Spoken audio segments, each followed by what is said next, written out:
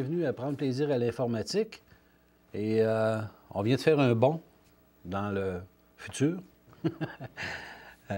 On s'est reporté au studio 42, 16e étage. Et parce que là, on part sur du nouveau, du rafraîchissant. On démarre en Linux, en GNU Linux. Fait que là, je vais essayer de faire ça le plus simple possible parce que Linux est simple et simplement logique. Et vous montrer plus d'animation un petit peu, plus d'images de ce que c'est Linux. Dans la dernière émission, je crois que la 22e émission, donc je suis sur la 23e actuellement, on avait téléchargé une Linux Mint et puis on avait utilisé le logiciel UNetBootin pour mettre l'image ISO sur une clé USB. Et j'ai utilisé cette clé USB-là pour faire fonctionner Linux Mint en mode live, qu'on appelle. Donc, qui fonctionnait simplement en mémoire vive. Et de là, j'avais eu la possibilité d'installer Linux Mint sur des partitions que j'ai créées avec un logiciel qui s'appelle JPart et qui est inclus dans à peu près toutes les distributions Linux, même en mode live, vous pouvez utiliser JPart.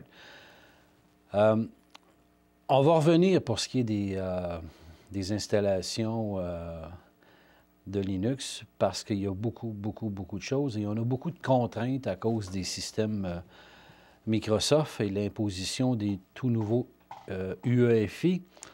Et les systèmes de BIOS sont rendus complexes. Et il y a des fonctions, par exemple, dans le Windows 8, Windows 7, 8, Windows 10, pour pouvoir modifier, exemple, ce qu'appelle le Secure Boot. Donc, qui pourrait nous permettre de démarrer sur une clé live Linux, sauf que les clés live Linux doivent avoir une clé pour montrer patte blanche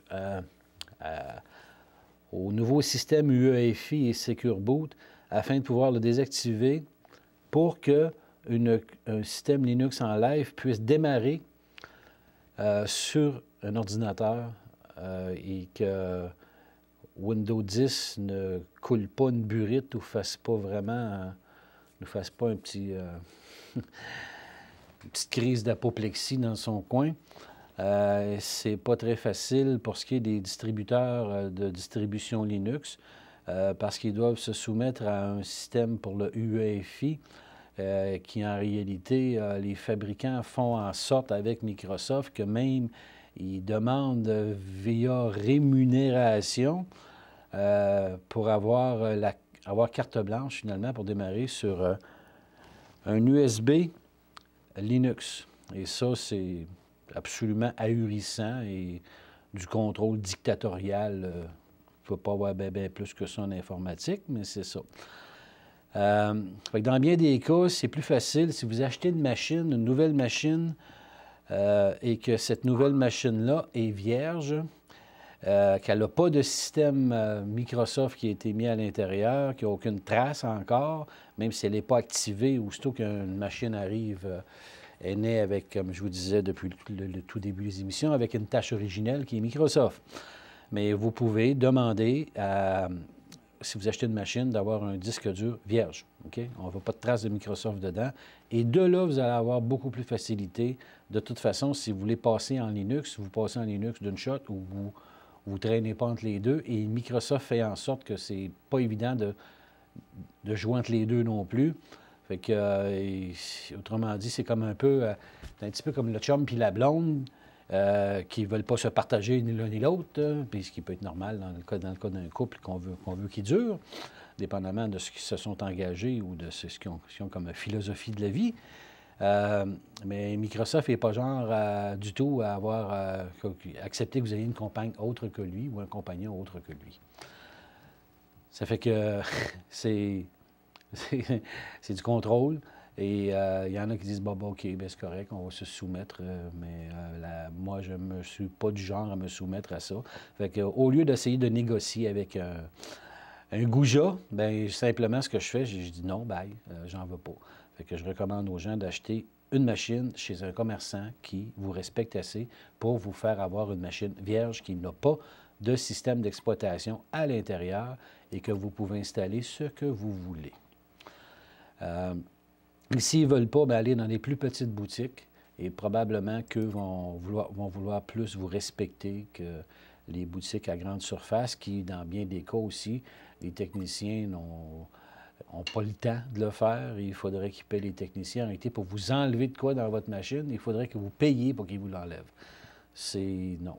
Vous n'avez pas de raison de payer pour une licence de Microsoft si vous n'en voulez pas dans votre machine. Un ordinateur, ce n'est pas un Microsoft, c'est un ordinateur. Un frigidaire, un réfrigérateur, c'est pas un frigidaire automatiquement, puis un appareil photo, c'est pas tout des Kodak. Hein? Fait que, puis une boîte de Kleenex, c'est des papiers mouchoirs. Kleenex, c'est la compagnie, ça. Okay? Fait que vous expliquez ça au fil des émissions précédentes, mais vous allez mieux comprendre. Donc, là, je vais vous montrer quelques captures d'écran pour vous donner un peu une idée. Là, actuellement, je fonctionne sur une Linux Mint qui a été installée. J'ai installé dans ma machine et j'ai personnalisé un peu, j'ai mis des looks là, un peu. Mais en réalité, le style que j'ai mis, c'est un thème qui s'appelle, je crois que c'est Tron, qui s'appelle T-R-O-N. Je ne sais pas s'il y en a qui se souviennent du film Tron là, qui se passait dans le futur avec des motos qui faisaient de la lumière en arrière, là, puis tout ça. Là. Fait que c'est un style Tron que j'ai mis parce que c'est un style jeune, puis étant donné que je suis jeune, je vais utiliser quelque chose de rafraîchissant, comme notre nouveau décor. Et fait que c'est ce que je vais vous présenter comme nouveau système qui est en fonction sur cette machine-là. Donc, sur la machine, pour le but de l'émission, j'avais installé dans une machine virtuelle un Windows et que j'ai enlevé. Et là, j'ai simplement remis mon disque vierge et j'ai installé la Linux Mint 17.2 Rafaela sur cette machine-là. Fait que là, je vais vous montrer justement ce que je vous disais concernant les systèmes de menus.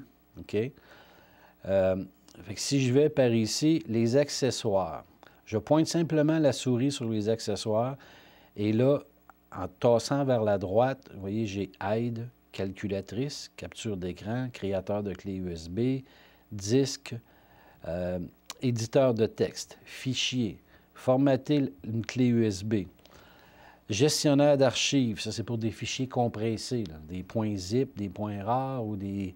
il y a des nouveaux systèmes de compression en Linux aussi que je vous montrerai un petit peu plus loin. Ça, c'est notre Tomboy qui est un peu comme l'espèce de notepad que vous avez en Windows.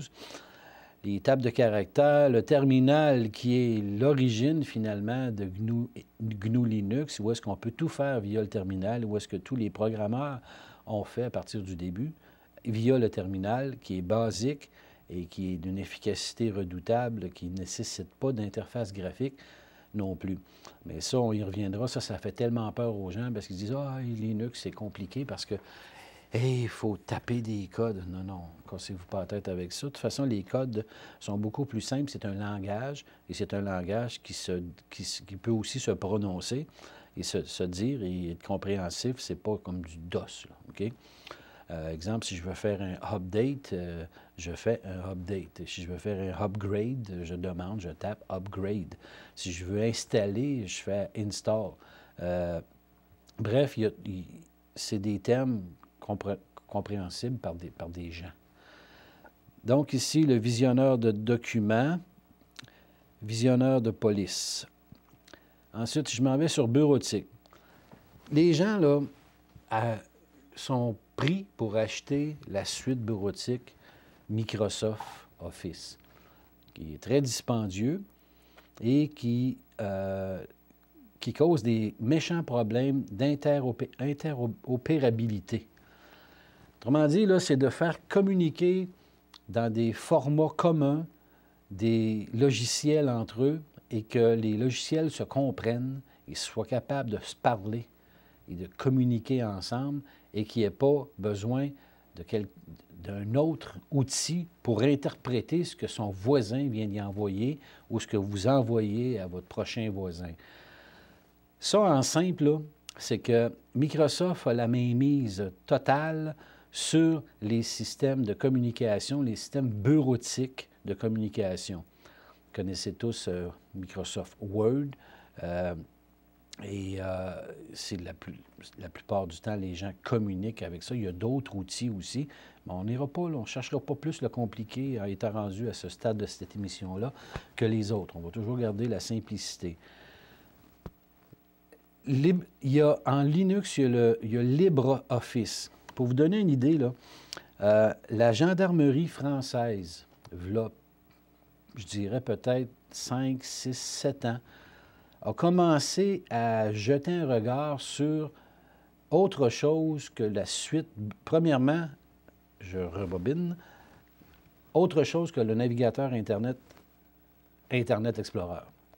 Donc, parce qu'il n'était pas satisfait des performances et des bugs aussi, et du manque de sécurité qu'il y avait sur Internet Explorer. Donc, et utilisant des systèmes Windows, comme tout le monde utilise, 95 de la population, la gendarmerie française s'est renseignée, a fait des recherches, a été conseillée, ils ont fait des tests.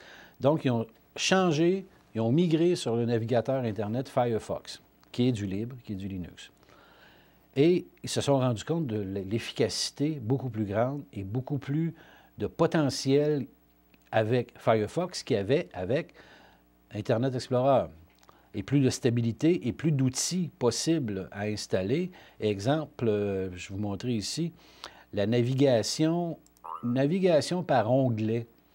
Maintenant, Internet Explorer ou le nouveau Edge qui s'appelle Windows 10 utilise la navigation par onglet.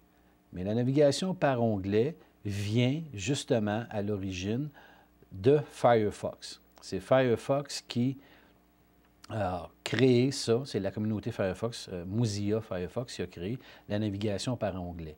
C'est que la navigation par onglet vous facilite la tâche énormément. Regardez ici, j'ai Google d'ouvert, j'ai un nouvel onglet ici. Si je m'en vais ici sur, j'ai mis dans ma barre de recherche YouTube, OK?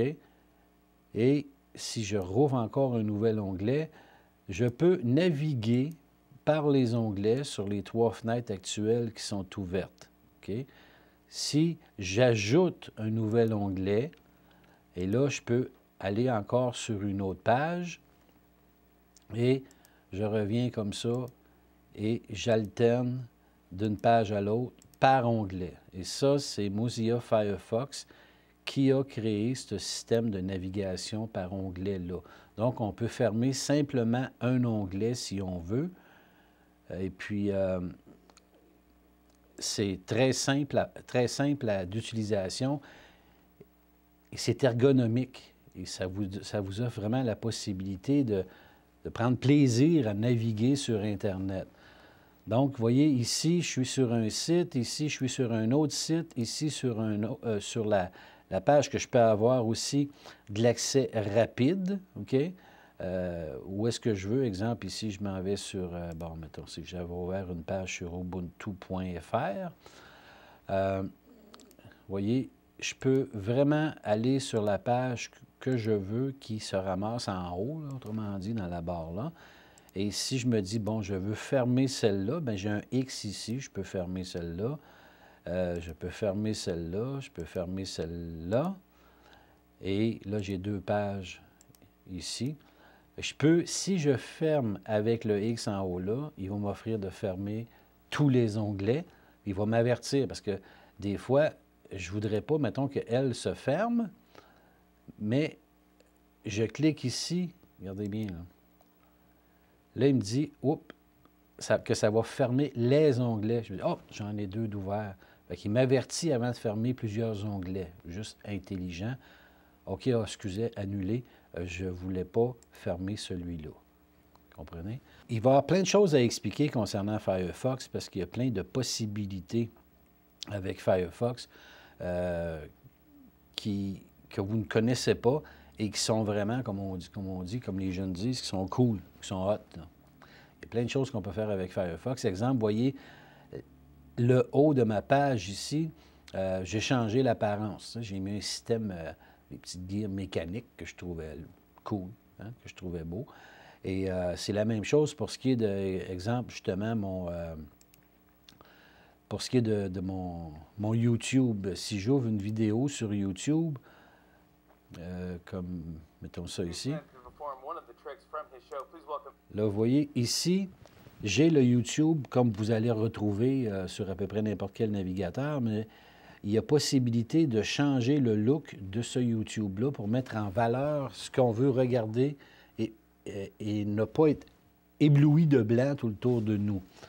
Par exemple, j'ai installé un add-on qu'on appelle moi, je pourrais bien vous dire ça. C'est une extension de Firefox et qui me permet de pouvoir changer l'apparence, okay? Le style de ce site. Exemple, si je vais trouver un style pour ce site et que moi, j'aime bien les sites, pas les sites, mais les interfaces assez foncées, mais qui mettent en valeur juste ce que je veux voir. Fait que le tour, là, j'ai pas besoin de décoration, moi, à mon goût, à moi, là. Fait qu'ici, Black YouTube, bon, lui, il est censé de l'être installé, donc je l'ai installé l'autre fois. Je vais vous en trouver un autre. Vous avez des tonnes et des tonnes et des tonnes de thèmes possibles que vous pouvez utiliser. Exemple ici, Light Out, a Dark YouTube Theme. Bon, ça, c'est Light Out, ça veut dire que les lumières devraient se fermer. Quand vous allez au cinéma, là, les lumières s'abaissent, le rideau s'ouvre et c'est là que vous avez l'écran en avant et vous n'êtes pas obligé de voir les murs chaque côté, même qui vous nuisent de voir les murs chaque côté. Fait que je vais installer celui-là. Je vais aller ici. Là, vous voyez ce que c'est actuellement. Si j'actualise ma page, oups. Vous voyez, ça, c'est un bug du thème. Le thème ne s'applique pas. C'est bizarre, hein? Le thème ne veut pas s'appliquer. Ça arrive des fois. Il y a l'autre chose aussi, c'est que ça dépend de quel Firefox je suis actuellement. Là, j'ai sûrement la dernière, toute dernière, ouais, 44.02. J'imagine que Stylish devra, pas j'imagine parce que c'est ce qui se fait toujours, devra faire une mise à jour pour adapter exactement le système d'extension pour les thèmes sur YouTube, parce qu'actuellement, il n'est comme pas actif. Tu sais, j'ai beau l'activer, mais il n'est comme pas actif. Donc, il doit avoir un problème de compatibilité dû à la nouvelle version de Firefox. Et les extensions doivent suivre continuellement. Donc, ce n'est pas des grosses modifications qu'il y a à faire souvent, mais c'est de la modification qui doit se faire. Mais tout ça pour vous dire qu'il y a possibilité de changer le look. Et il y a des, je ne sais pas combien, peut-être des milliers de thèmes possibles. Et ceux qui sont les plus populaires, bien, normalement, sont en tête de liste. Et eux s'arrangent pour fournir les mises à jour assez immédiatement. Mais comme tout évolue très rapidement, bien, des fois, on a une journée ou deux que le thème ne s'est pas encore adapté. À un moment donné, clac, il s'adapte. C'est pas pire que ça, mais au moins, on a possibilité de modifier les choses.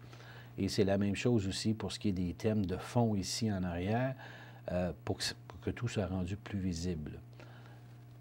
Ça ici, je vais refermer ça. Et voilà. Fait que moi, ce que j'ai fait aussi, il y a possibilité d'avoir des écrans, des fonds d'écran aléatoires en arrière, comme c'est possible aussi en Windows. Et puis, en faisant un clic droit dans l'écran, je peux créer un nouveau dossier, créer un nouveau document. Plein de choses que je peux faire là, comme modifier l'arrière-plan de bureau. Et l'arrière-plan bureau, j'ai plusieurs thèmes selon les versions de Linux Mint qui sont déjà à l'intérieur.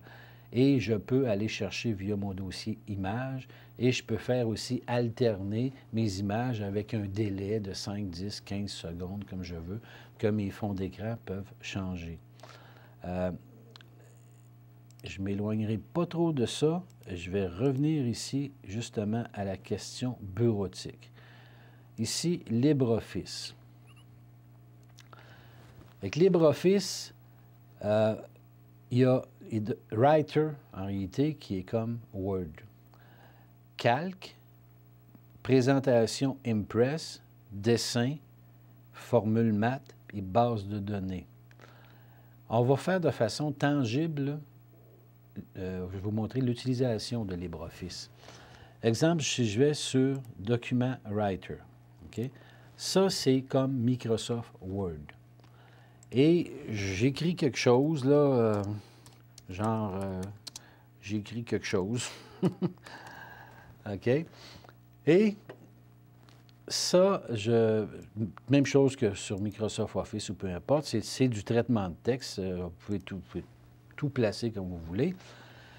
Mais moi, je le fais en système Linux. LibreOffice fonctionne aussi en Microsoft et en Mac. Mais je veux échanger, communiquer ce que je viens d'écrire, j'écris quelque chose, à quelqu'un d'autre et qui, lui, n'a pas LibreOffice. Lui a Microsoft Office parce qu'il est sous Windows encore. Fait que là, ce que je vais faire, je vais enregistrer mon document. Regardez bien, là. Fichier, enregistrer sous. Je lui donne un nom. Peu importe. OK. Je l'envoie dans mes documents. Mais là, ici, là, regardez, c'est écrit tous les formats. Mais Microsoft Office ne lit pas tous les formats. Et encore moins des formats texte ODF, .odt. Ça, c'est des formats texte de LibreOffice ou de OpenOffice. Même si j'y envoie ça, il va penser que c'est du chinois. Puis il ne fera pas de traduction. Tandis que si moi, je reçois un dossier de Microsoft Office avec LibreOffice, il va pouvoir le lire. Ce qui est bizarre, c'est qu'un logiciel gratuit est capable d'en faire plus qu'un logiciel payant. Mais ça, c'est pas de notre faute.